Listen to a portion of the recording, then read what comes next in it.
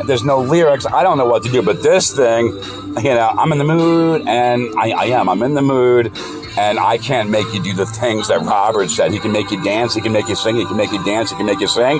Wow, that's big power he's got there. Folks, that's the power of music. That's not real. Robert borrowed it for a while.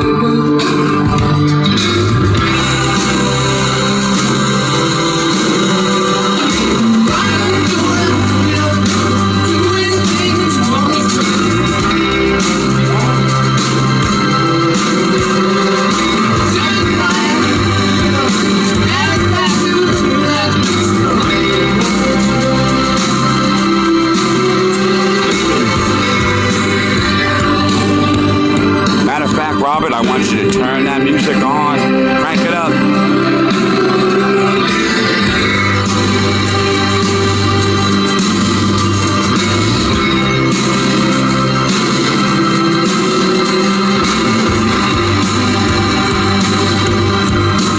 There's Robert Plant in the mood. Well, you know, it's true in our lives. Sometimes we're not really interested in helping anybody, right? We're not really in the mood to do good things. And that's part of a disposition that we have to develop. And I think prayer helps us to develop that. A disposition that is always sort of in the mood to serve, always in the mood to do good things, always in the mood to reach out to somebody. There are days when we need to unplug. There are times when we need to unplug and sort of recharge the batteries.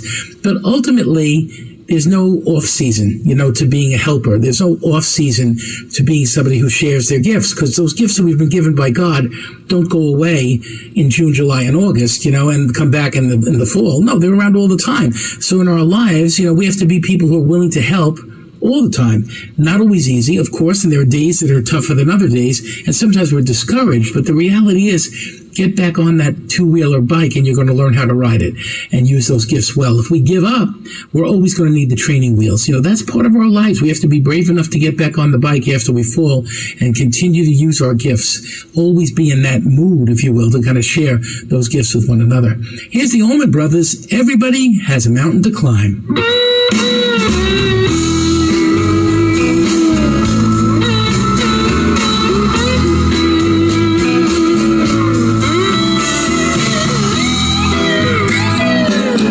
Going to join in and sing this with the, you know, the Allman Brothers. Everybody's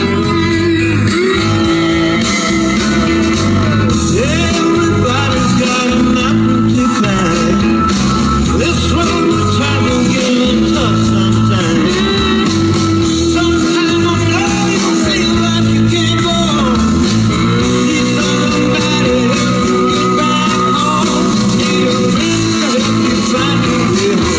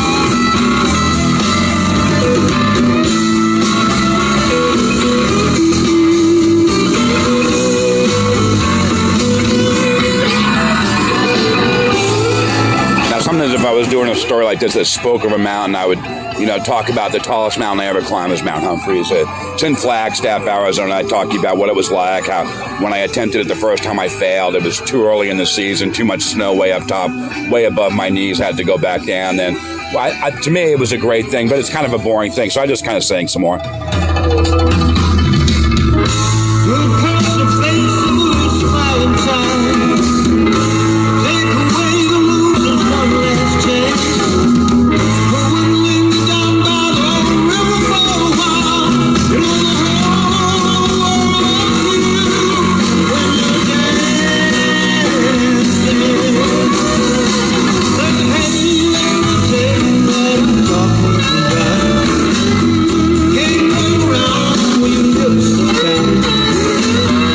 Life ain't all good, but it's sure ain't bad.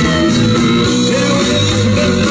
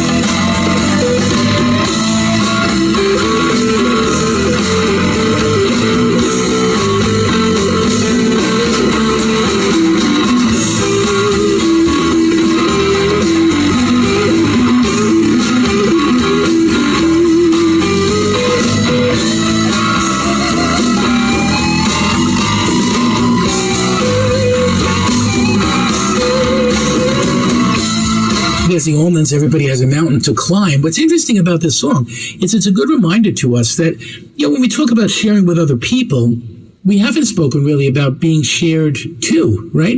And that's another thing that's important. Sometimes in our life, people are randomly kind to us, right? Sometimes in our life, people are truly helpers to us in a big, big way. I have a buddy who just got a hip replacement, and he was telling me that one of the things he loves is to have a neat, clean lawn.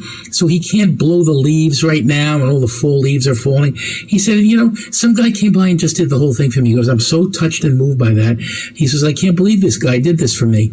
And I said, yeah, but you do so many things for other people. I said, so now you have to be the receiver of good things while you recuperate from this new hip operation, And he goes, yeah, I know it's hard to do that. It is hard sometimes, right, to be the receiver of gifts and sharing of the gifts with us. But at the same time, that's part of it. We're called to that we all have these mountains to climb. And when we're climbing, it's certainly good to know that there's somebody there spotting us and somebody to help us if we fall. And that's what God kind of gives us in our lives, these guardian angels that help us along. Here's Eric Clapton, Help Me Up.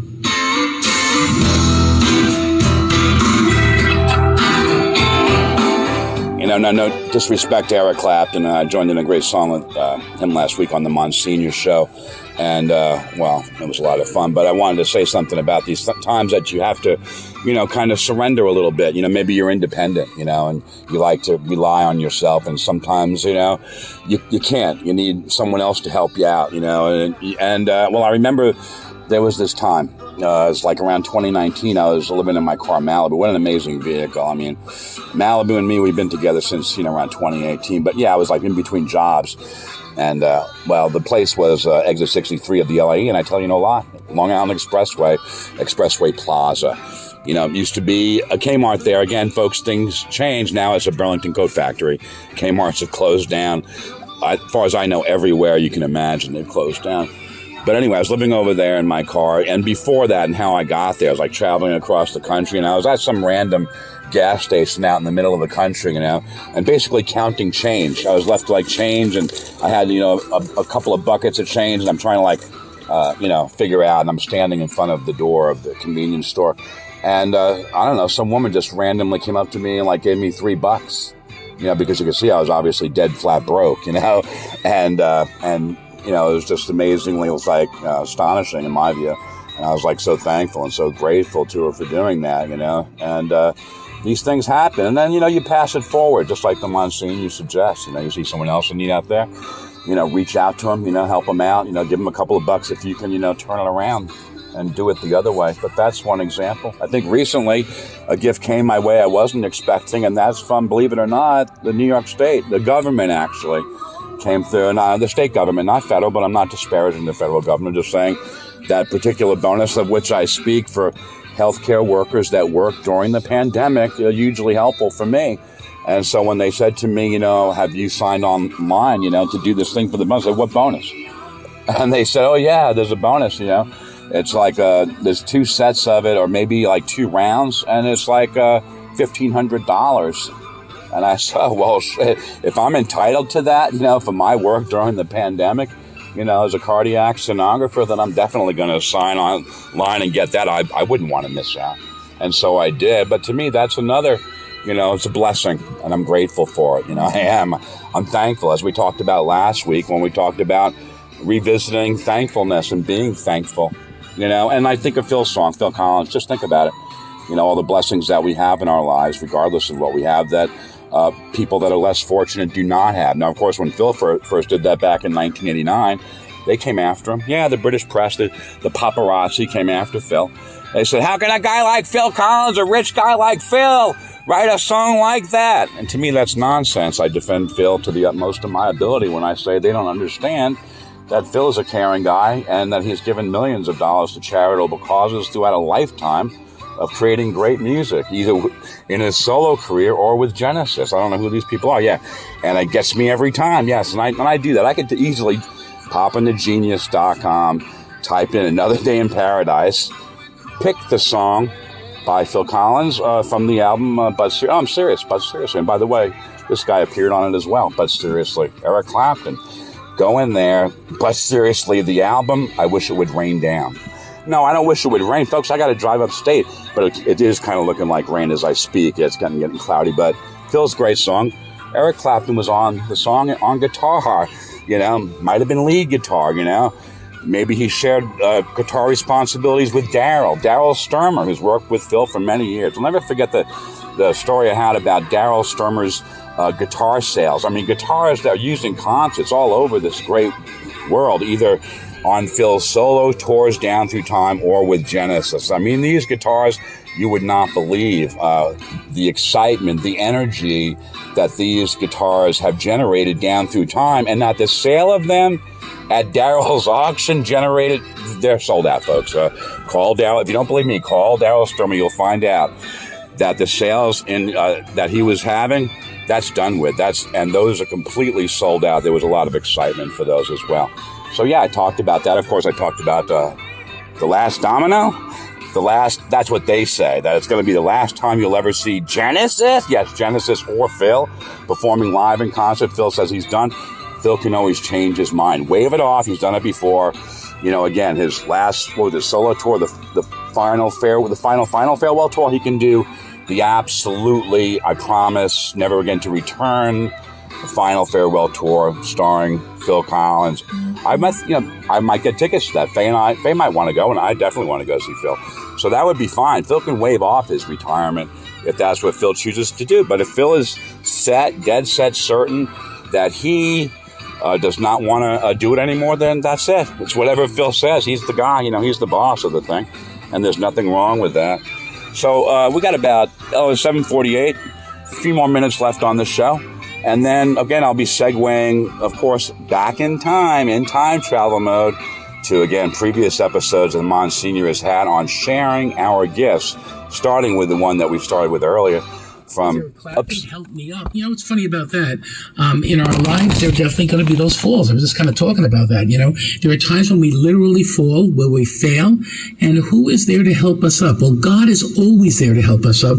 I think of that prodigal son story in the Gospel of Luke, right? Where that kid goes off and he spends all his father's money, he lives a wild life. He comes home, he just wants to feed the pigs on the farm, and he'll eat better and live better than he has been living. And his dad is out there waiting for him, throws his arms around him, throws a party for him.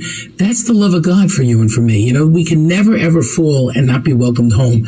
So there's something good about that in our own lives. But even when that happens now to us, God helps us up by putting other people in our lives to help us to get up. If you're in a STEP program, you know this firsthand, right? You know the power of having a sponsor and what that sponsor does. It's good times, bad, kind of sickness and health, friendship that helps us to get through the worst of times in our lives and even the falls. We all need that in our lives. Nobody gets through life without a couple of falls. And that helping up is such an important sharing of our gifts that makes a tremendous difference in this world. Hey, here's Journey. This is called Be Good to Yourself. All right, I definitely sing along on all Journey hits whenever I possibly can. Again, well, I'm just going to do it. That's all there is to it.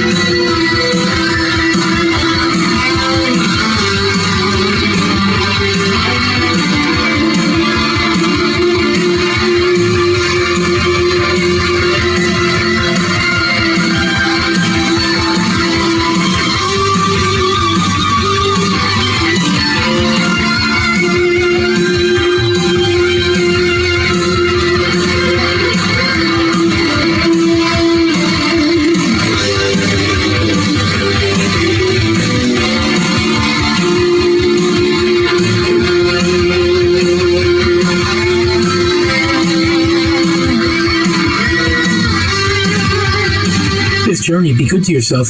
I remember being on a retreat back in college, and the priest who was giving the retreat said, something I do every year, and I've been doing it all my life, is at Christmas time, I also get a small gift for myself.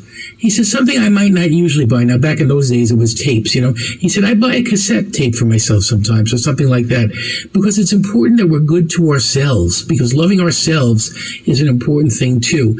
And I kind of try to keep that up in my life around Christmas time. So, you know what? I'm going to get this as a little gift for myself for Christmas. I'm not buying new cars or anything, but I'm buying something simple. Just as a reminder that we're a gift from God, too. And we're not called to share ourselves with other people, but also to be good to ourselves, to give ourselves the gift, if you will, of time, to give ourselves the gift of affirmation, the gift of prayer that we need in our lives to be able to go out and do other good things. So sometimes life gets to be such where we have to schedule things. We have to schedule time. We have to schedule nights off. And that's a good thing to be able to do that, because it helps us to rejuvenate ourselves and to share our gifts better and to recognize those gifts and the power that they have. Such an important thing. Here's the Traveling Wilburys, Handle with Care.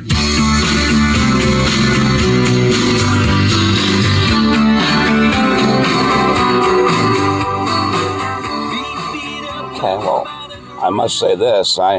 I do know some stuff about, very, very little about the Traveling Wilburys, a super group. You can hear Tom, in there, and and I think of other great stars. I think of Roy Orbison.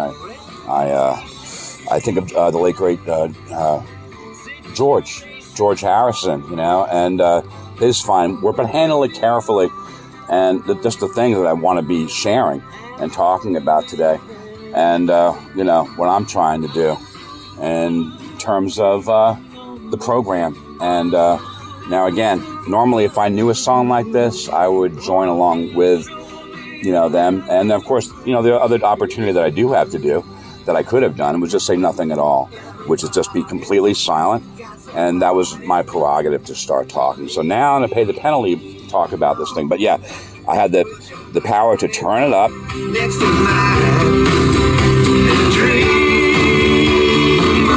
And everyone dreams. It's important to have dreams, hopes, high hopes. I certainly do have high hopes.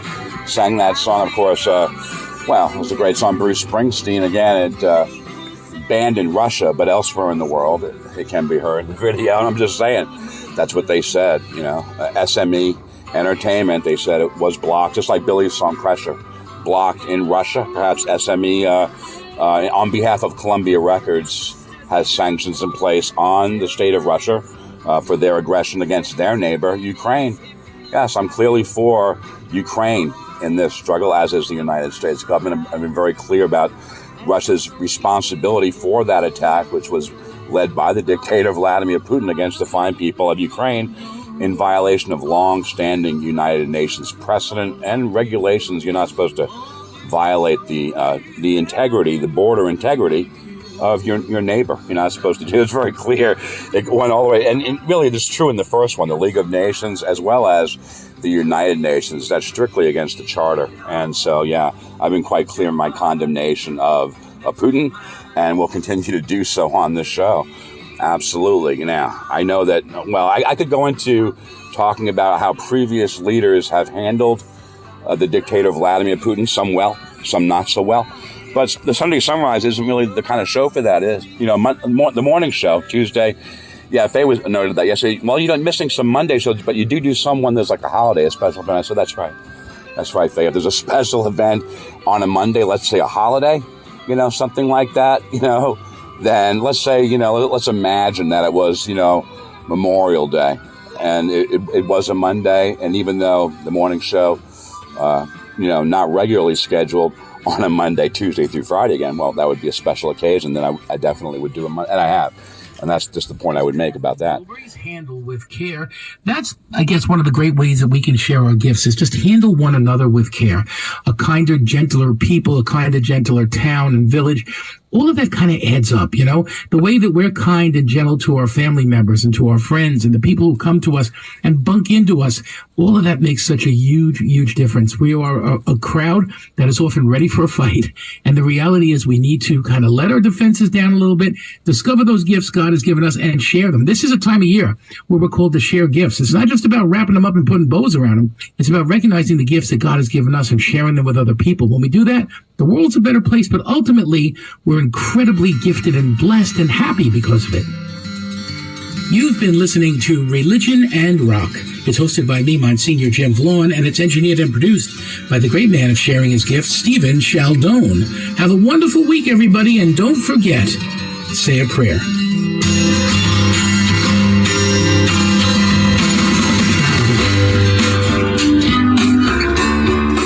Okay, I'm going to go ahead and do just that. I'm going to share a brief prayer. Dear Heavenly Father, we'd like to thank you for the Monsignor show, Religion and Rock, and today's message on sharing our gifts.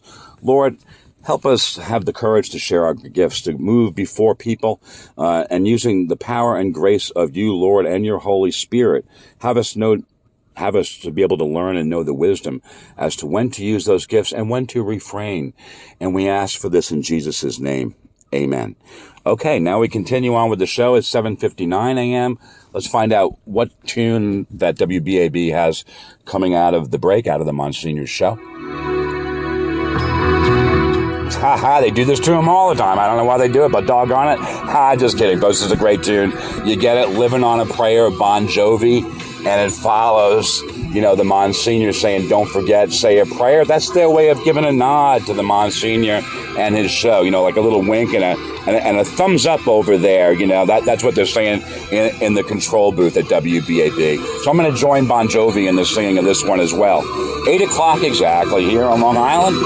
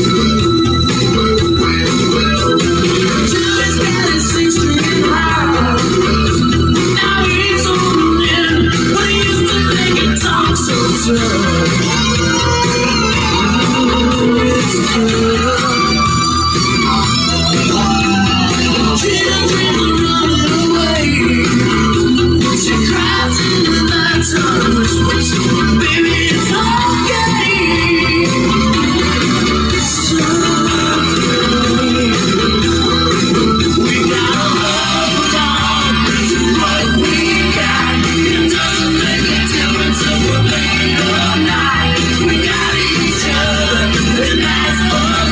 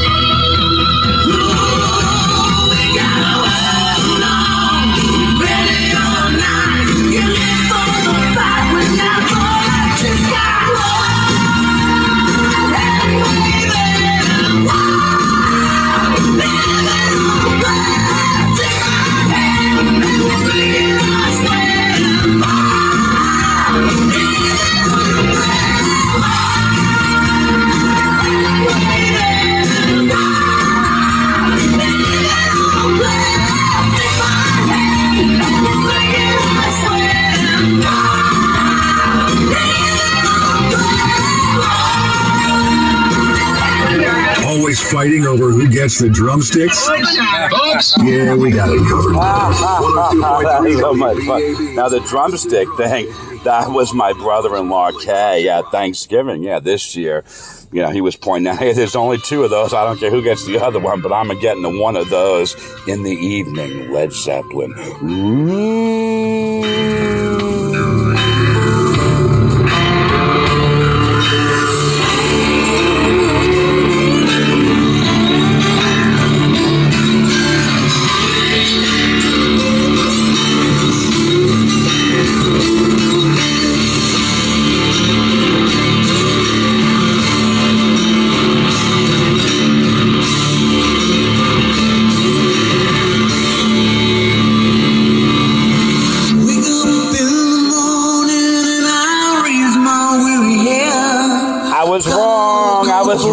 I thought it was in the evening with Led Zeppelin. I'm so sorry. I fixed it. I'm sorry. I was wrong. It's in the evening with Led Zeppelin.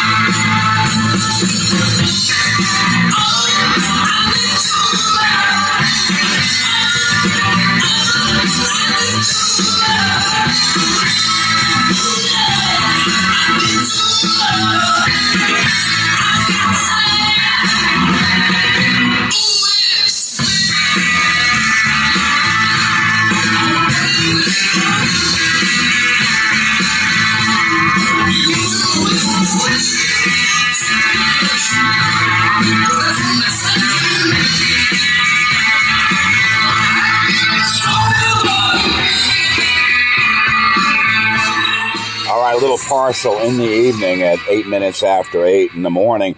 We'll take a break right now. I'll be right back. You're listening to Sunday Sunrise.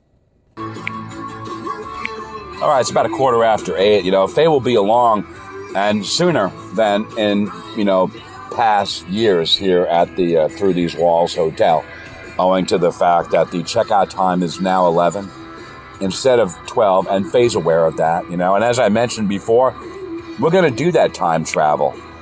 Back again to November the 28th of last year, in which the Monsignor at that time was also speaking about the importance, as opposed to a David Williams of the past coming in right there. You can kind of just see we're right on the outskirts of that time travel.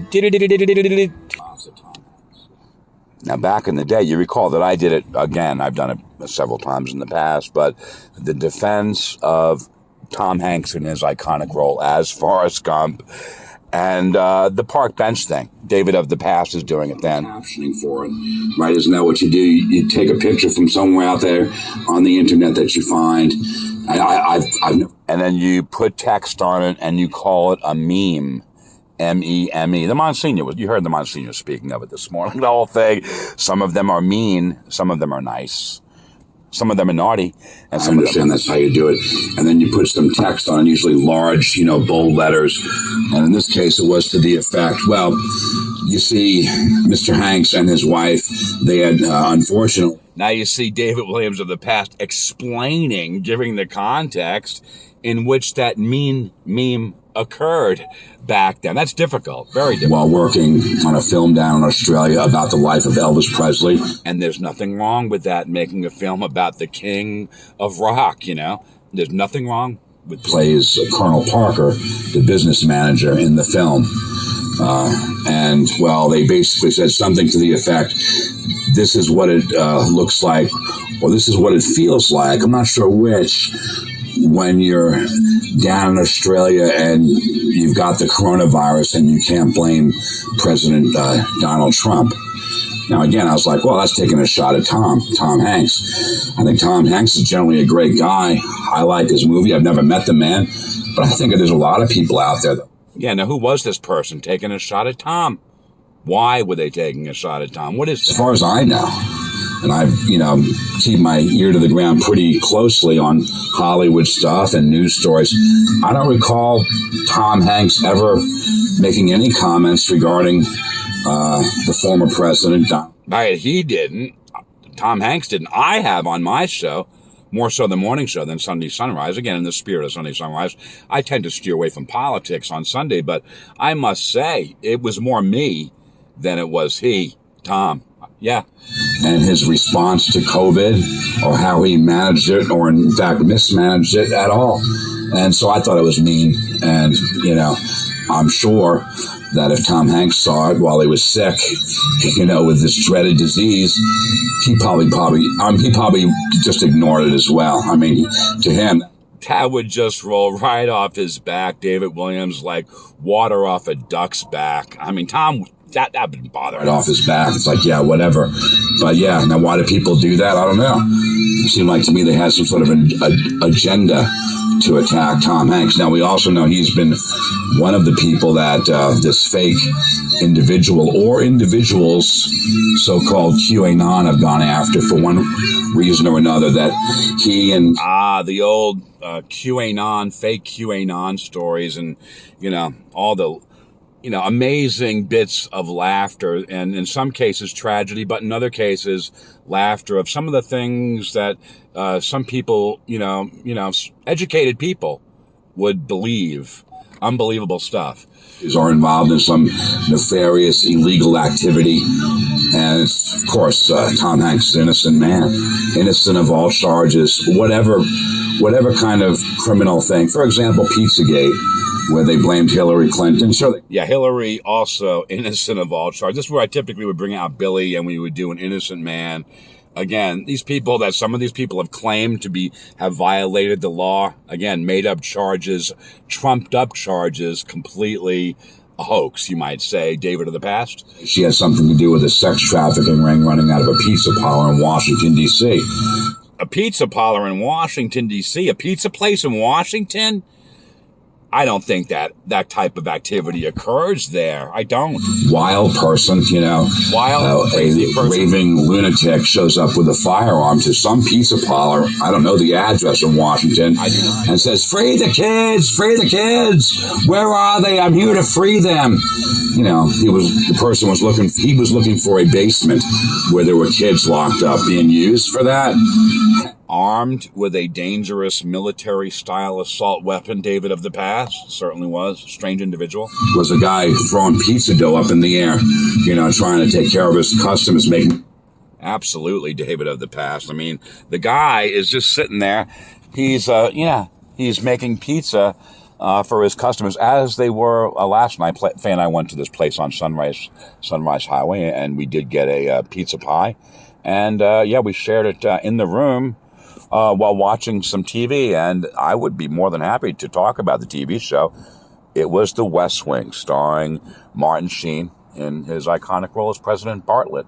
There's nothing wrong with me watching a great Aaron Sorkin created program like The West Wing and talking about it from now until Faye arrives, but I'm not going to do it. As life goes on, we discover more gifts about ourselves, don't we? So in early life, you may have been a great baseball player. You might have been a first baseman, but that gift doesn't stay your whole life, right? It changes as time goes on. So you can't be so what's the greatest gift sort of recedes in time. Like when I was a kid, I played guitar all the time. That didn't stay with me my whole life, but I was pretty good and I had fun. But that changed. The gifts change as life goes on. Can we discover the great gifts that we have been given now? What are the gifts that we have now? So that we're not just living in yesterday and we're not just staring at trophies we received, 30 years ago or anything for that matter, but we realize that now there's some tremendous gifts, and those gifts that we're called to use now make a big difference. So we've received gifts through our whole life. Some are forever, some are not so much forever. But regardless, it's about using those gifts to the best of our ability when we have them to make us good and holy people. Here's Jimmy Page and Robert Plant. This is called Friends. All right. And they are friends. Why wouldn't they be? Again, founding members of Led Zeppelin. I think David of the Past is going to talk about the concept of friendship. Zeppelin, of course, amazing. Stairway to Heaven, probably the greatest song in rock and roll history, and it's fantastic. Now, last week, the Monsignor played a great Led Zeppelin song. It was called Thank You. And I know, David, you sang it. I am well aware of the fact that you sang it because you're me from a year ago. So and I think I actually might have called Faye and sang a little bit of it on the program. Kind of like Jimmy McGill in Better Call Saul calls his girlfriend Kim Wexler and sings a great song for her, maybe Bally High. See, I'm stealing all the guy's thunder he wants to talk about this thing. He does. He wants to talk about Better Call Saul. He wants to talk about Jimmy McGill. And, I kind of like his flair. I like his style, Jimmy McGill. And so I thought I might do something akin to what he did when he went to, Sandpiper Crossing and did his thing there with the residents of Sandpiper Crossing. And now, will I talk about the class action lawsuit on the program? No, I probably won't, but I might do some of his, verbal talkovers and things like this. And I might actually be the master of ceremonies of a bingo game. I would do that. With Kim, and he calls her on the phone, and he sings a song from the, I was going to say motion picture. I guess it could be. It was sung in the motion. And it was. Rodgers and Hammerstein's South Pacific was, in fact, it was on Broadway, yes, but it was later made into a motion picture. Musical, the Rodgers and Hammerstein musical, South Pacific. And that song was Bally High. I thought he did a fantastic job of it. And I was like, I kind of like that, To me, I'm going to make that a part of my show, And so I named my show that day. Well, it had to do with Bally High.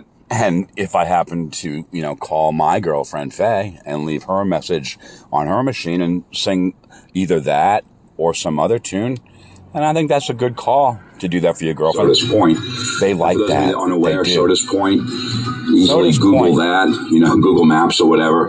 You'll see it sitting there on Lake Ontario. And so I went. Yes, a trip to Soda's Point, and entitled on your songboard saying, Bally High at Soda's Point or something. Well, I had lunch at a place called Captain Jack's Tavern, which is named after a mariner of some note locally who used to take people out on charters out on. And there's nothing wrong with that. That's a fine profession. Talk about Captain Jack.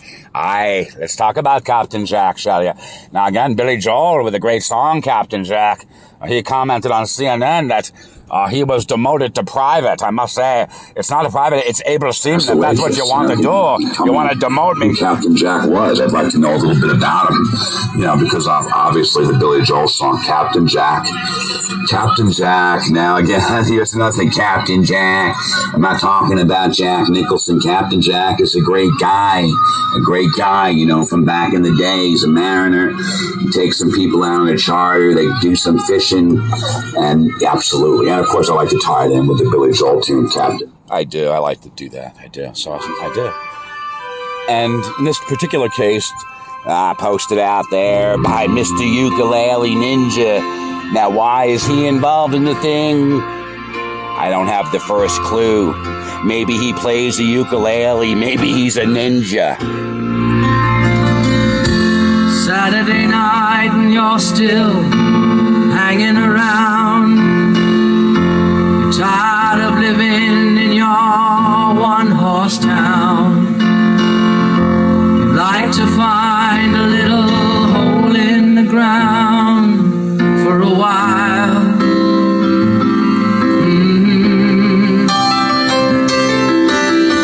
So you go to the village in your tie-dye jeans, and you stare at the junkies and the closet queens.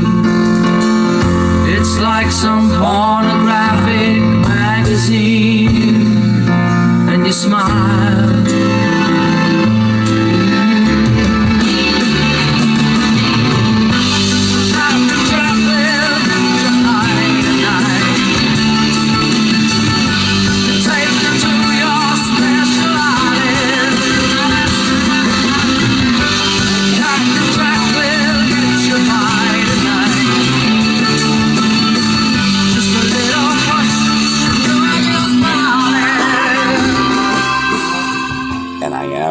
I am smiling. I apologize, David Williams of the past. You were speaking of Captain Jack, was it? A number of times. I played that with Faye, and she says, "Oh, that's about smack. That's about dope. That's about heroin." I said, "I didn't know, Faye. Is that what it's about? Are you telling me, Faye, that I can't sing a Captain Jack no more? I want to sing a." That would be so sad if you could not do a Captain Jack anymore, David. I definitely do. That one, or indeed Comfortably Numb. She said that about. And, if let me just say, if Comfortably Numb or Captain Jack comes up in the context of this show, what I'm going to do is I'm going to crank the sound up. And you're going to sing. I'm going to sing, I'm going to scream my, as loud as I possibly can. Now, there was a show called Popping Out where Faye was listening. Faye's kind. She was listening to me sing on the show with the stars, kind of like what Corden does out there with carpool karaoke. I say, Faye, can you hear me popping out of the song Comfortably Numb, as well as the song Mother's Little Helper by the Rolling Stones? And she says, "No, I can't hear you." I said, "Good, that's good. That means I'm doing better. That must mean I'm doing better than if you can't hear me and I'm like singing at the top of my voice, then that must mean that I'm doing better than I was in the past." I'm just saying. The gift of those people in our lives, our friends who make a difference, who travel through life with us. And that's a tremendous gift, too, if you think about it. Sometimes you get people like Jimmy Page and Robert Plant. They've been friends for many, many, many decades, right? Those friends that we've had in our lives that have been around for years and years. What a tremendous gift they are. What a tremendous gift we should never really sell short. It's an amazing thing. Not everybody has that gift, right? And if you don't, it's about the friends we have now and recognizing the power of who those people are in our lives right now. Nobody's meant to be alone. We're all meant to sort of be with other people. Now, some of us are married, some of us are not, but that doesn't matter. It's about the people who we bump into in this world who help us to live our lives joyfully and knowing that we have gifts. The people who can compliment us in such a way that we know there are gifts there. That kind of thing really matters. And so there's a moment today really to thank God for the gift of those people in our lives, the gift of the friends who make such a huge difference and helped us to kind of get through life. It's a lot different than when we were teenagers, right, when we become adults. But to have some of those people still around, what an amazing gift that really is. And here's Lynyrd Skynyrd. This is called The Ballad of Curtis Lowe. This particular ballad, I don't know it now, so therefore I didn't know it a year ago. So I would say David Williams of the past, he's about to do another talk over. I used to wake the morning I sing some Skinner.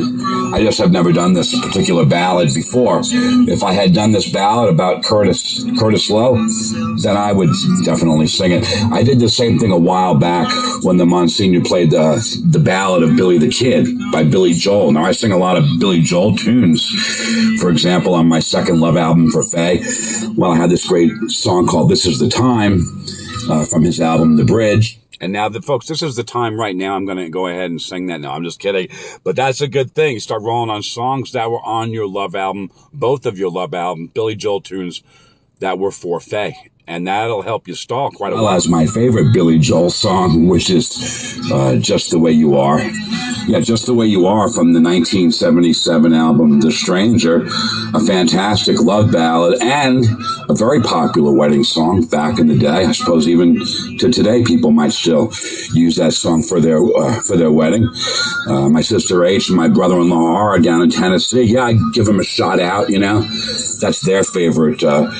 I think now you don't give them a shout out. You give them a shout out, a tip of the hat to their wedding song, David of the Past. It's their wedding song, and I sing it a lot. And then, of course, it was on the second Love album for Faye, Just the Way You Are, as well as Bruno Mars's Just the Way You Are. They both happen to be on my second Love album for Faye. There's nothing wrong with having two songs of the same exact name on the album. Totally different songs. But yeah, there's some stories about that, as there are about a lot of songs. There's stories, interesting things I feel are interesting. For example, Just the Way You Are. It was Phil Ramone, the producer of the album, who in 1977, he's the guy that suggested to Billy, why don't you do the whistling on the song The Stranger? And he's also the guy who said, Billy, it's essential that this song be on this album. Now, Billy was kind of going back and forth on it. He wasn't sure. He wasn't sure whether it should be on The Stranger or his next album, you know, because whether it fit in with the whole motif of that whole stranger concept, you know. And Phil was quite insistent that it ought to be on The Stranger. And then a couple of young ladies walked into the studio, one a Ms. Snow, who I've never heard of, but the other one a Ms. Linda Ronstadt, who you definitely have heard of, Ms. Linda Ronstadt. That's a good topper to the story, you know. Not just Phil Ramone, but these two young ladies that walked into the studio in New York City, 1977, helping Billy, helping to convince him that Just the Way You Are definitely needs to be on The Stranger. And love her music. And, well, between the three of them, Billy was convinced, and the rest is rock and roll history. That's a great story. Now, on my first Love album for Faye, I also had a couple of Billy Joel numbers. One, She's Always a Woman, also from the same album. Fantastic tune. Obviously a wonderful love ballad. You can tell by the sound, by the melody, if not the lyrics. And I also had She's Got Away, which is actually a routine. She's Got Away routine involves the help of Don Henley, an amazing artist. Now, Don was asked, Don, would you be willing to help induct your friend Billy Joel into the Kennedy Center Honors? And Don said, sure, I'd be happy to do so. Which song would you like me to sing? And they said, how about She's Got Away? And he goes, oh, that's a fantastic song. I'll be happy to do it. And he did it. And all I do in that particular routine is I just announce Don. I just say, ladies and gentlemen, Don Henley. And then I happen to be fortunate enough to have a recording of it that features the announcer announcing it. It kind of echoes what he does. And then Don comes out and sings it. I'm quiet as a church mouse. I am. And that's when the pressure builds up, you know, towards the end of the thing. He's finished. I'm going to do it. No, I am. To transition and introduce Billy Joel. Ladies and gentlemen, Billy Joel. And then I join Billy in the singing of it. And, you know, to be honest, not very well. I don't really have a loud enough copy of the thing, which reminds me of your song, the song by Elton John. Yeah, it reminds me. Ladies and gentlemen, Don Henley. As I mentioned, David of the Past, it was at the Kennedy Center that night. You can see Billy, he's smiling up in the balcony, and here's Don doing it. She's got a way about her. Don't know what it is, but I know that I can't live without her. She's got a way of pleasing. I don't know why it is. It doesn't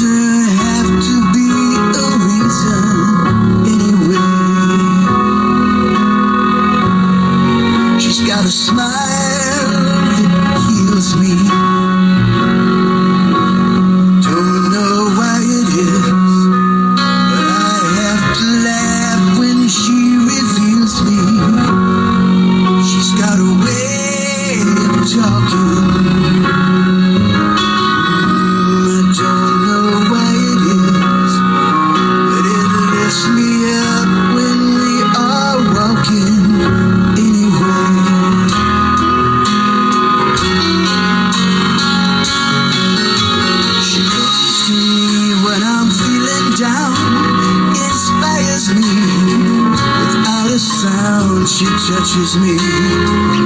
I get turned around. Oh.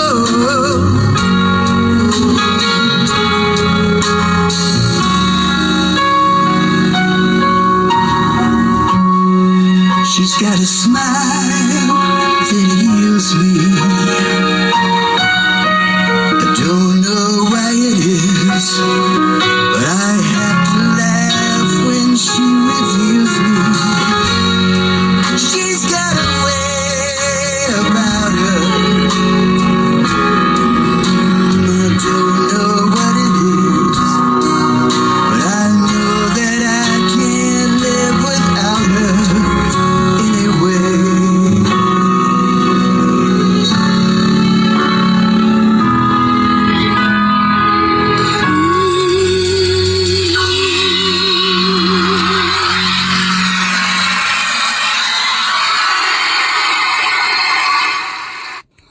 Yeah, that was Don Henley. Yeah, Don Henley from that night that Billy was inducted into the Kennedy Center Honors, and who can forget?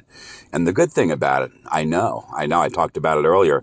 I mentioned how, all of Don's music, is blocked in YouTube. But I know also the name of the song, that's what they're going to trigger on, and that Billy's songs are not blocked they're blocked again in Russia, but that's fine, that's great. I know it'll be able to be seen by friends and family, in the United States of America and everywhere else except for Russia. So thank you, Don Henley, for that great thing. And then the pressure starts to build, because then I know I'm going to sing Billy's, version right on top of that, and that's it. That's the She's Got Away routine.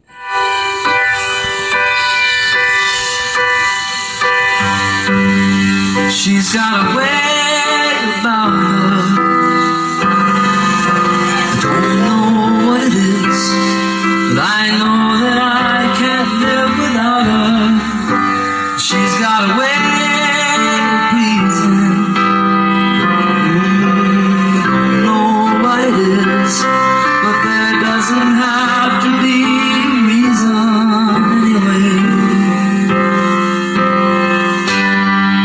She's got a smile that heals me. I don't know what it is, but I have to laugh when she reveals me. She's got a way of talking. Don't know what it is, but it lifts me up when we are walking anywhere.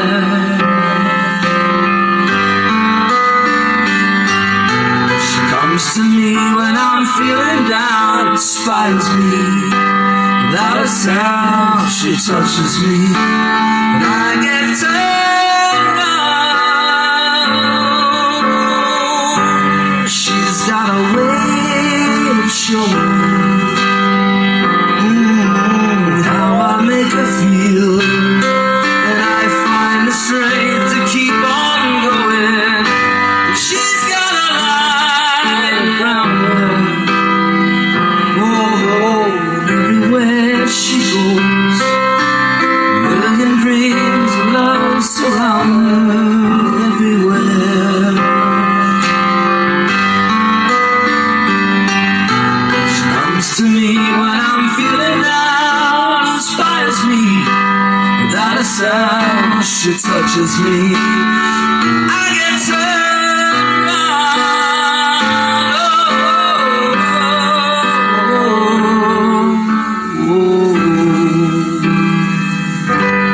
She's got a smile, heals me. I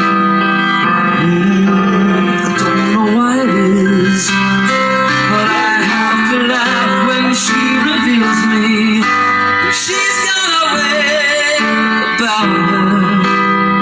I don't know what it is, but I know that I can't live without her anyway.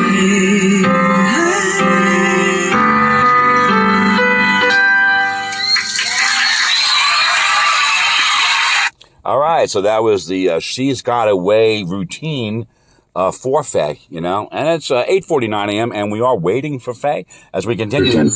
But back in time, David of the past, with I had to strike it, and put another song in its place because I really stunk. I mean, it's horrible. I think the version of your song that I had, it wasn't really. Oh, David Williams of the past talking about your song by Sir Elton John, which, if you watch the film Rocket Man, you'll find that particular song launched the career of Elton John, Bernie Taupin. Check it out. You can find it online. My voice underneath it. And so, I was like, I got to take that. It's not good enough. It's not good enough to Faye. And so I grabbed the song from Foreigner. Yeah, I borrowed a Foreigner tune. And it wasn't Cold as Ice. It wasn't Hot Blooded. It was Waiting for a Girl Like You. And I thought. And now I'm going to do that one live right here as we wait for Faye. This is Foreigner with Waiting for a Girl Like You. Wouldn't that be cool? I'm going to think about that. I might actually do that, David of the past. Keep going. With that one. Maybe someday if I do a third Love album for Faye, for Faye, part 3, then I might reconsider your song, which is a great song. Of course, well, I think that's the end of the ballad. People who come into our lives who are with us for part of life's journey. I'm thinking like of a doctor. I'm thinking of a neighbor or a teacher, somebody who's been a part of our life, for part of our journey, who really were there for us, and what a tremendous gift they were. There forever, and nobody is there basically forever, but the people who've come and they've gone already, it's a day to be grateful for them too, because that's part of the giftedness in our lives. I think about my parents' neighbors. My mother was diagnosed with Alzheimer's disease. New neighbors moved into the condo next door to them, and it turned out like these people were like God sent. They were like two angels in my parents' life. Amazing. And then after my mother passed away, they bought another place and moved away someplace to the middle of the country. An amazing gift. What a tremendous gift they have been in our lives. And I'll never forget that, how God put those people there at the right time, at the right moment. Sometimes we meet the doctor, the teacher, the coach, who's there at the right moment in our lives, and it's changed everything. There's something so important about being grateful for them this day and recognize those gifts that God has given us. Here's the Beatles, You Never Give Me Your Money. And once again, so sad, that I can't have a Beatles song like that on my show, because again, YouTube blocks all Beatles music. Otherwise, I would be singing it right now, joining them in time travel mode. He might sing it in the past. Maybe he didn't know. Maybe David Williams of the past did not know regarding what will happen to him in the future regarding his shows being blocked by YouTube because of Beatles music. Now, they don't block Paul. Paul's always welcome. No, here he's saying about his Uncle Albert now. He's sorry, folks. He apologized. Whatever Paul did to Uncle Albert, he's so sorry, so very sorry. And then I would do something like this, the entire thing. You got to do both the Uncle Albert and the Admiral Halsey. Now, I've merely wondered aloud whether he was speaking of Admiral Bull Halsey during World War II. And, for example, at the Battle of Leyte Gulf, was his actions appropriate there? Now, I believe the Admiral did a fine job, so far as anyone who's been able to show, did a fine job again. The fleet did a great job. United States won that battle and the war, I must say, both in the Pacific theater as well as over there, in Europe, across the pond. And we were happy to join, England as well, France, the Allies, again, the scourge of Nazism needed to be defeated, and we did exactly what we were supposed to do, joining our friends from England in the battle. And never surrender. And Uncle Albert's a good man, fine man. Now, if he came a knocking for like Thanksgiving we just had, well, he'd be welcome with open arms. Ladies and gentlemen, Journey and Open Arms. Wouldn't that be cool? Hello. There's that shine from my ear in the background. All right, we have weather news incoming. Northeast braces for heavy rains and strong winds as travelers such as myself return home. Winter weather advisories are issued for parts of the west, and it does look somewhat cloudy out there. That's right, folks. Wind and the rain. My car Malibu, amazing vehicle, will make it through regardless, in any conditions, regardless of inclement weather. Malibu does not shy away, continues to move forward.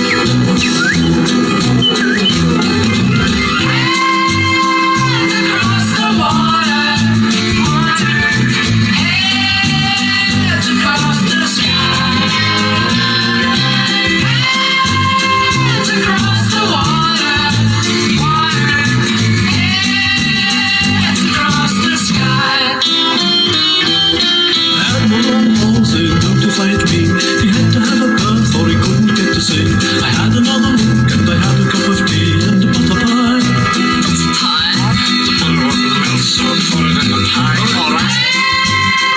across the water, hands across the sky.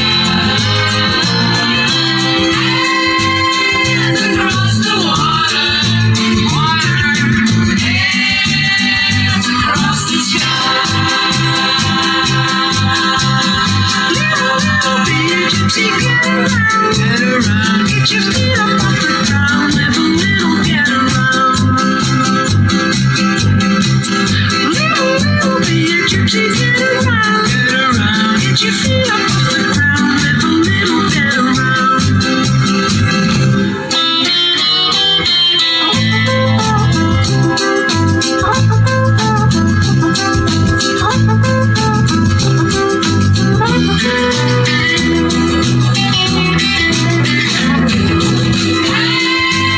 Hands across the water, hands across the sky. Hands across the water, hands across the sky.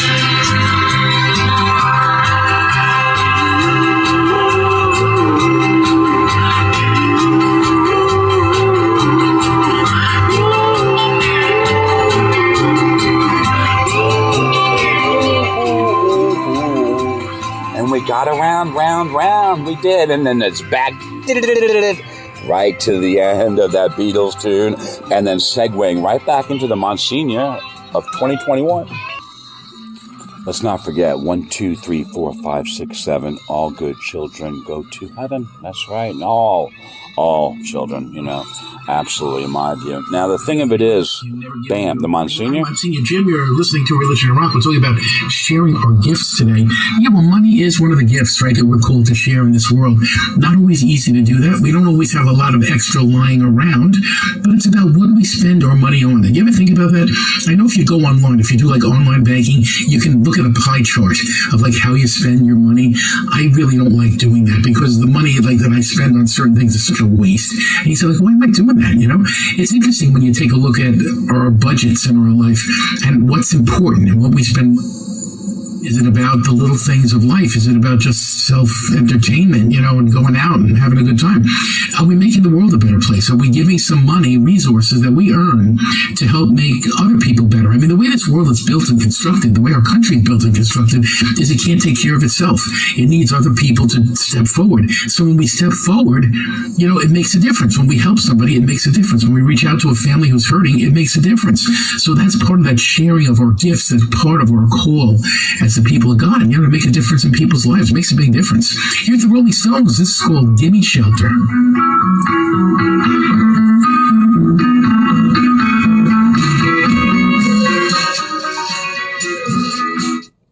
This is saying, this is one that David Williams of the past, almost certainly, well, he might have done a little partial talk, partial sing, but Gimme Shelter, it's such an important subject, those without, and, making sure that they get what they need, shelter, food, all things moving forward. But I just got the message, 9:01 a.m., it is Faye with her GML. Good morning, and it's something that we do every day. And 30, that's the number. That's how much time I have before Faye arrives, and that will end part one. At that particular point, that will end part one of Sunday Sunrise, revisiting, sharing our gifts, and then I'll spend some quality time with Faye. And then, of course, I'll continue on a part two, the trip, back home, upstate New York. David Williams of the past, please, are you going to sing or are you going to talk this great Stones song down? What are you going to do? I say that you sing it. That's the way to go with any Stones tune. That's part of the... Oh, explain the gaps. That's what he's going to do. Those little gaps, again, because last year he was in iHeart.com, not receiving it over air, WBAB 102.3, like this. This was going on there. Job fair on November 30th in partnership Okay, with NASA now you know. They're in commercial break. And, well, if I was, then they wouldn't be there because that's right. Broadcast live at WBAB 102.3 over air, and there'd be no little gaps. But when you use, I don't know. I'm not a tech guy. I don't know. That's right. I don't know anything about that. They come at intervals, these little gaps, and that's just the way it is. This great tune by the Stones. You know, recently Sir Paul McCartney has had some words to say about the Stones. I don't necessarily agree. Oh, David Williams, you're stirring up stuff. You're stirring up stuff back in the past. My apologies, to Sir Paul McCartney, Mick Jagger, and the Stones, really all, and anyone that was offended back then, stirring up this stuff about what Paul said about Mick or whatever. Blues cover band, and yeah, naturally, Mick Jagger has some remarks back. I'm not going to. That's because the Stones are not a blues cover band. If it were said, it may not have been. I remember may have been them. The rumors in the press. I don't know. Dirty Laundry, the airing of it. Where's Don? Get Don Henley. I want Don Henley here right now for a Dirty Laundry. I can't do it. John versus Rod Stewart. These little battles that they have back and forth in the media. To me. Yeah, that's just for media consumption and stuff like that, David. Talk about rock and roll. Talk about history. Talk about science. Talk about TV shows, movies. Talk about it all. At apartment karaoke, that's right. First strikes my fancy, and I ask for no money. I do not. And neither, by the way, does the Monsignor. You'll notice that about the Monsignor. He'll never say, could you please send in a donation? He'll never say, get on the telephone. I need those pledges coming in. You never hear the Monsignor doing anything like that. Whatsoever. It's entirely free.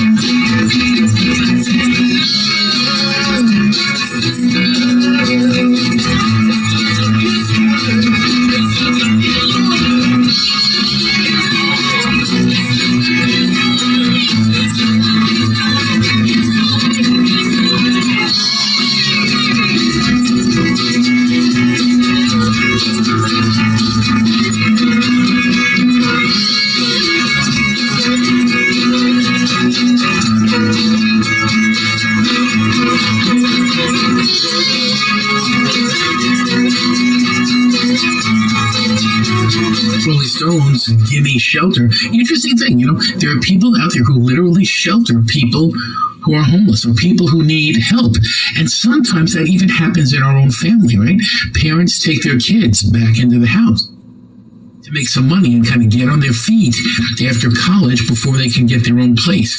Sometimes the bottom falls out and you need a place to live. You go back to your parents' house. It's an interesting thing that happens in this world, and it's all about the kindness that's part of that, and of course acknowledging the stress that's part of that. It's interesting to have lots of families living under one roof. Not always easy, but that's part of the challenge. The second part of this, I think, is to recognize the people who don't have shelter in our lives, to pray for the homeless, and to try to do something to help the homeless. One way or another in the course of our week, we probably all see a homeless person. What do you think of when you see, panhandler, bum, a person who should get a job? Or do we see another human being? Do we recognize the power of the fact that that person was created by God? That person was a kindergarten student who ran home to his mom with something that he colored or she colored at one point in her life. There's something about recognizing that common humanity that changes everything. That's part of giving shelter of our hearts to other people that makes a difference. Here's Led Zeppelin. This is called Whole Lotta Love. You got to sing it. You got to sing Whole Lotta Love by Zepp. Definitely got to do it. Remember, we're actually in time travel mode, going back in time, November the 28th of 2021. And I'm betting you dollars to donuts David Williams of the past is going to sing it. He might do a little talk over like he did that last thing, but that's fine. Again, they will arrive here, less than 30 minutes, probably less than about 20 now, maybe 15. David of the past. Great point by the Monsignor. I think of Phil Collins' great song, Another Day in Paradise, a song that speaks in many ways to the homeless, to those desperate, down on their luck, going through a rough patch, and things of this nature. And of course, that's when people attacked Phil Collins for the song. First of all, they disparage it by calling it a protest song. Phil wasn't protesting it about anything. As my girlfriend Faye said about Phil's music, his music is heartfelt, and so it comes directly from Phil's heart when he did that. And of course, the English press, they came out, how can a guy like Phil Collins do a song like that? How dare he? This guy's got a lot of money, Phil Collins. And what they don't know is the other side of the thing, the fact that Phil... That's right, David Williams. Career has given millions of dollars to charity. And Phil happens to have some empathy. There's nothing... Yeah, empathy, that's good. And of course, Phil, is that kind of a guy. He's caring, he's got empathy. So if I happen to jump in on you, again, David Williams of the past, again, it's just the way it's going to be. That's what I choose to do. And so I've done so, absolutely. We welcome once again Phil Collins to the show.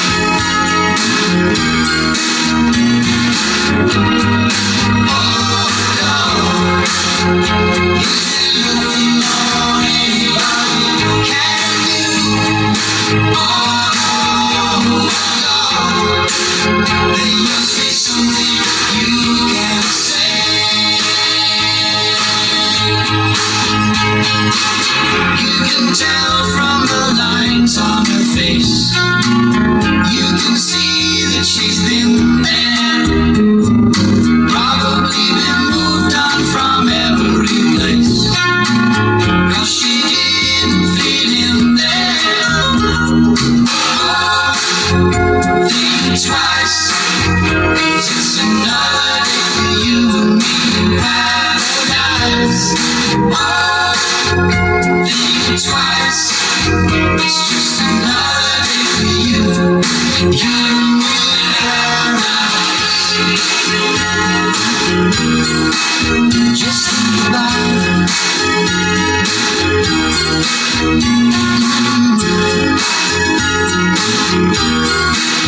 Think about it. It's just another day for you and me in paradise. It's just another day for you and me in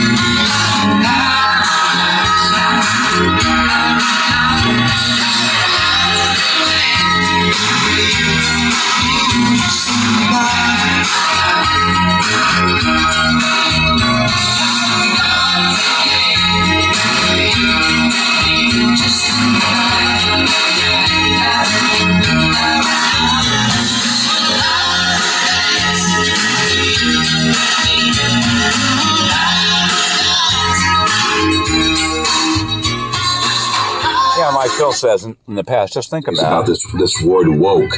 To me, that just means you woke up, you got out of bed, you dragged a comb across your head, and you're conscious and aware of what's going on around you. I agree with Roseanne Manfredi, her letter to the editor, Newsday, July 3rd, 2021, in which she says, Roseanne, that I am woke and I'm proud to be so. And she wrote a great thing, and I read the article. Yeah, I read her letter to the... and proud to have done so, to have read the letter. I, too, am awake. I'm awake. I've opened my eyes and looking at what's going on around. Now, some people have a problem with that, like people like Ron DeSantis down there in Florida. He doesn't like wokeness of any kind, but I'm awake. Named after an Eagles song of the same name from their album, The Long Run, in such a way so that if I said to Faye, and I told her when we were there, I said, Faye, if I ever said to you, meet me at midnight, baby, inside the Sad Cafe, this is where you come. To the Sad Cafe. And yeah, it's a great tune from the Eagles album 1980, The Long Run. Now indeed, Don Henley and Glenn Fry were having difficulty coming off the success of the smash 1976 album Hotel California, writing songs for the thing. But that Sad Cafe, again, it is a diner here in Suffolk County on Long Island. I'm just not going to tell you where it is. There's many diners. When I saw it in the Newsday, their section is called Just Saying, or it was at the time, their letters to the editor section, Just Saying. This again, the letter from Roseanne Manfredi of Bayshore, where she says, I am woke and proud to say so, that I am. As well as the other one that had to do with, looking at both sides of the story, which, by the way, is a song of Phil's. Yes, both sides. We could do that one right now. As a matter of fact, both sides of the story. But no, please continue. Then I said, I'd like to buy this paper. And so when I took the check up to the register when we were leaving the diner, the Sad Cafe, well, the lady she said, I'm sorry, sir, I can't sell you that paper. That's my last one. And I said, okay, that's fine. And so I took it back to where I got it, and I took a photo of that page, the letters to the editor, Roseanne Manfredi. With my cell phone again, black velvet, fine phone I've had for 2 years now. Again, it was Thanksgiving weekend, 2020, when I got black velvet at a Verizon shop. Again, exit 64 of the LIE, and I tell you no lie, and, right over there at exit 64, check it out, and you'll like it. And then, of course, people have made that into a disparaging term. That means you're empathetic, you're compassionate. You put yourself in the other person's shoes, and you think what it must be like. Like you walk a mile in their moccasins, that kind of thing. There's that imagination and that concern for other people, and this really bothers some. Otherwise, now here's what you do, my fine listener. Go to genius.com, type in Another Day in Paradise, And then, then you have the lyrics to the song. And that's great. Then you can sing along. Then you pull out the sidebar, the backstory, the information about how people coming after Phil Collins in the past because the guy wrote a song. And then pull out the sidebar, and the whole thing's laid bare there about how they went after him in 1989 regarding the song. And it was some different publications. It might have been the Mail, a paper out there. Yeah, it could have been the Star, whatever, the Daily Mail, someplace out there in England. Tabloid papers. Maybe it was the Sun, out there in England, or, whatever. A music magazine asked him about it, and then some enterprising young reporter from the New York Times was able to chase Phil down and get a response, a comment, in which Phil said it's a misconception to think that if you happen to have some money that you don't see the same things as everyone else sees. And that's true. It's because you're fortunate enough to have some money, you still see what's going on around you. And so, I think it's a great song, Another Day in Paradise. And then, I usually say, Phil Collins, give me a call, 573-680-0356. I'll be more than happy to sing Another Day in Paradise or any other song from your solo career or songs that you sing for Genesis. Of course, Genesis now here in America with their concert entitled, what was that again? The Last Domino. Yeah, that was the one. The Last Domino. The last time we'll see them, live, Phil's got problems. He can't run around the stage and jump around and dance, and he can't play the drums. Yeah, Phil doesn't need to run around. He plays excellent drums, and I'm sure Phil has something to do with that, the teaching, the training of his son Nick to play drums, and Phil doesn't need to run around the stage, And that's one of the things they weren't sure about when Phil replaced Peter Gabriel. He doesn't run around the stage like Peter. He doesn't put on costumes and masks. Phil doesn't need to do that. All you got to do with Phil is what they've done. You put him in a chair, you hand him a microphone, and Phil can sing any song you want for him, including... And then magic comes out of his mouth. Like this great old Irving Berlin tune, Always, which I was very happy to have on my second Love album, For Faye, ... Part 2. Yes. Years will all come true. Being here with you. Time will fly. Carry each day more than the day before. Till spring rolls by.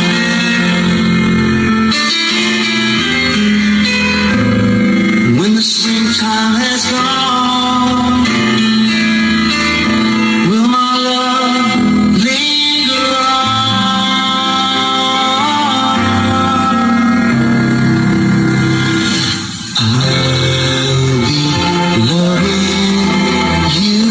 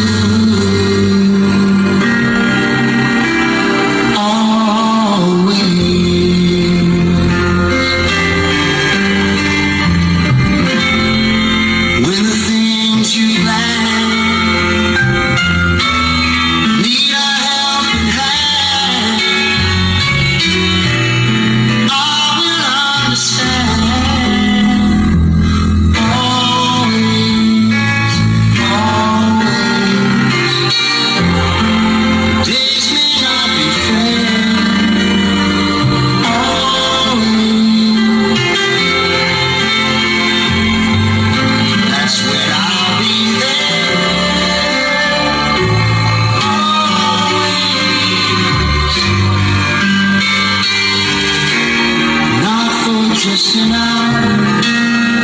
No, not for just me. Not for just me, but always.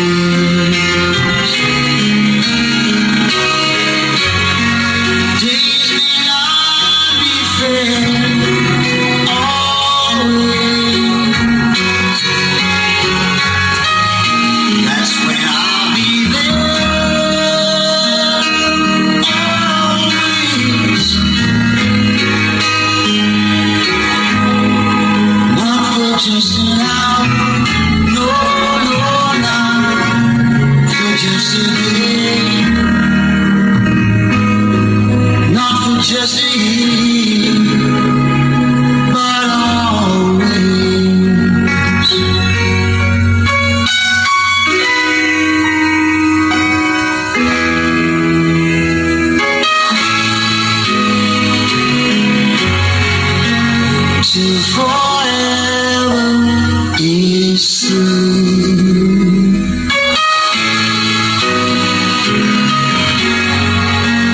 till there's just me and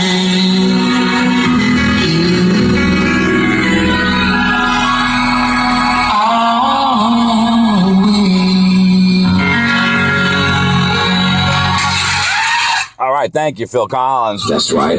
Or that's all, or whatever, throwing it all away. Follow you, follow me. Whatever Genesis song. Home by the Sea, sure.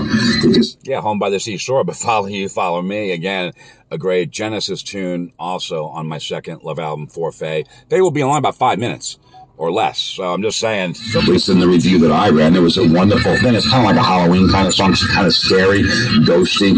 And that's kind of what happened to Phil's Home by the Sea. It was kind of scary. Love, Led Zeppelin. How many songs have been written about love? How many are there's tons of them, right? But love does really change everything. And there's something so powerful about recognizing that. To see the fact that love is literally that gift that we receive from God that allows us to share and bond and forgive a better place just by our exercise of it. Our using love well makes such a huge difference in our lives, right? I'm not talking Hollywood love where we walk around saying, hey, love you, babe. No, I'm talking about the love that recognizes the brokenness, recognizes the lack of need for forgiveness maybe in somebody who's hurt us and say, why should I forgive that person? But can still do it anyway, can still forgive, can still move on, can still help. There's something powerful about love. And today is a day where we thank God for that gift, the gift of love that helps us to be who we are and helps us to grow. It's such an important reality. Here's the police. Every little thing she does is magic. You definitely have to sing along on this great Police song. Again, I support the band Police and law enforcement in general, and I'm going to join Sting in the singing of The Thing in the past and now. Faye does his magic. Yeah, this is a great song. But I was kind of on a roll there. Oh, yeah, it was the Led Zeppelin song, Whole Lotta Love, playing in the background. Now, again, lately there's been, well, not so much love with Jimmy Page coming after Phil Collins. It seems like someone's always after Phil. Absolutely. And this is the old Stairway to Heaven thing that supposedly, Phil was the guy. Phil was the guy that ruined it. I disproved this. I debunked it on my show. Again, go to Leo Liar. He's the guy out there. Leo Liar 905, live from that day, Live Aid, July 13th, 1985. And of course, the iconic performance of Stairway to Heaven there. In my view, there was no ruining of the thing. And it's proven by the playing of it and the listening to it of Stairway to Heaven on that day. Neither Phil Collins, nor again, the other drummer, Tony Thompson, were responsible. There was no ruining. Robert wasn't responsible. Jimmy wasn't responsible. It was fantastic. 90,000 adoring fans, July 13th, 1985. And I'm going to take you there now. Folks, we're back. Again, it's nonsense. Phil about his Alamo collection, you know. They said people going after Phil about his Alamo collection. So the man likes history. There's nothing wrong with that. Alamo collection is very real. The collection that he's collected is very valuable. And people know that, for example, the people down at the Alamo Museum who were very happy to accept Phil's kind, generous offering, his donation to the Alamo Museum. And there's nothing wrong with Phil having a hobby. The man likes history. Maybe he likes U.S. history. Maybe he has a particular fascination with the Battle of the Alamo, and there's nothing wrong with Phil's collection. Now, of course, his ex was trying to sell away some of his artifacts from that, as well as some of his gold records and other things that Phil had at his home by the sea in Miami. And yes, I think about Phil sometimes and feel sorry for what he has to go through, particularly next month when he has to sit for a video deposition where he'll be questioned about certain aspects of his hygiene, you know, how well he brushes his teeth and things of this nature. It's unspeakable. I mean, it's unspeakable. These are private matters that Phil should never have had to testify regarding any of these things. Relevant to the sale of the home by the sea in Miami. Now, in terms of Led Zeppelin, well, you know, Jimmy Page, I saw an article about it just yesterday. It came up as a flash to my phone, and I've already... And oftentimes I read full stories on the program from the world of rock and roll. And if Jimmy happened to say this thing about Phil, I might have happened to have read the entire article, maybe played a Zepp tune, maybe one of Phil's songs, and I might have argued for Phil and saying, hey, regarding Jimmy Page, complaining that it was Phil, that Phil was the guy to blame for the July 13th, 1985 performance of Stairway to Heaven at JFK Stadium in Philadelphia, Pennsylvania. And I pointed out before, no one was to blame. Faye and I saw the performance posted on YouTube by Leo Liar 905, and I'm not lying. I'm just saying that's the name of the man that posted the thing. He restored it. He restored the video from a VHS tape. It had a lot of problems with the quality of the video, the contrast and the sharpness of it. And he, as well as issues with the audio from that day, taking a part of it from over-air FM broadcast on that day and parts from other sources. Amazing job. And then the audio from the performance he got from a cassette tape somewhere out there. And he fixed the cassette tape and the damaged hit. He put the two of them together. You ever try to fix a cassette tape, try to splice it together? I've done it. It's difficult. Both music tapes as well as tapes that held EKG information, like an old Holter monitor on cassette tape, both cassette tapes and reel-to-reel. And these fixes can be very challenging. And so he did 90,000 screaming fans, and they love Stairway to Heaven at JFK Stadium at Live Aid, the iconic charity rock. And why shouldn't they love Stairway to Heaven? Naturally. It's one of the greatest songs. Performed both in Philadelphia, Pennsylvania, as well as in London, England, at Wembley Stadium. And Phil, yes, he played drums, and there was nothing wrong with it. I listened to it fast. I said, "Hey, doesn't it seem fine?" It's like, do people expect a studio version of Stairway to Heaven when they go to a rock concert by Led Zeppelin? I thought it was fine. Obviously, Jimmy Page felt otherwise. And Phil Collins, to be honest, felt otherwise. I disagree with Phil. Just because I love Phil doesn't mean I necessarily agree with him when he said it was crap. Phil said it was crap, but he thought the best thing to do was just stick it out. Stick it out. Because if he had walked off the stage at Live Aid, with all this stuff going on, people would be talking about it to this very day. You remember when Phil Collins walked off the stage at Live Aid instead? I think you're right, Dale. People would be saying the same stuff today as they did back then, He stuck it out. Not only that, then he got on the Concorde and he flew at more than twice the speed of sound to perform over in England as well. Only guy to do it that day. Landed at Heathrow Airport. Someone picked him up from the airport, drove him over to Wembley Stadium, ran it right out onto stage, and sat down. And then number one song from April of 1984, called Against All Odds. I thought it was a wonderful performance, and that one's posted out there on YouTube by Live Aid. You'll see Phil doing it. He's the guy. And many times, yes, I've joined the Stairway to Heaven. Many times I've joined him in the past. But folks, again, it kind of harkens up images and these things about, the airports and stuff. And, Phil and his traveling on that day, epic, the Concorde and supersonic transports coming back for regular flying passengers, folks. Boom Technologies, they've received some orders from American Airlines for just that. The Concorde, it's been gone a while, but it's a coming back. They will be here momentarily. We welcome Crosby, Stills, and Nash. This will do it at the end of part one.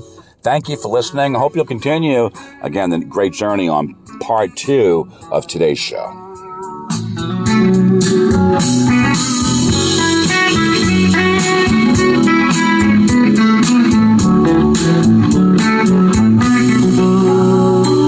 Just a song before I go, to whom it may concern.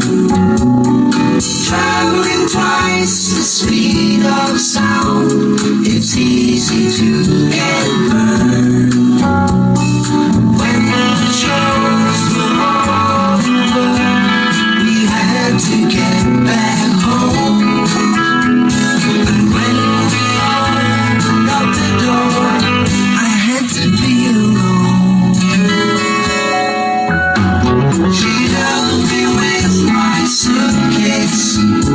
She stands before my eyes, guiding me to the airport and to the friendly skies. Going through security, I held her for so long. She finally looked at me and and she was gone.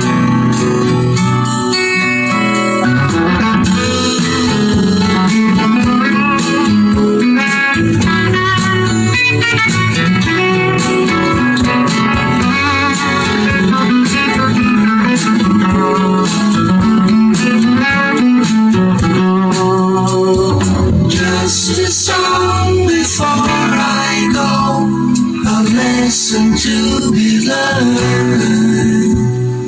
Traveling twice the speed of sound, it's easy to get burned.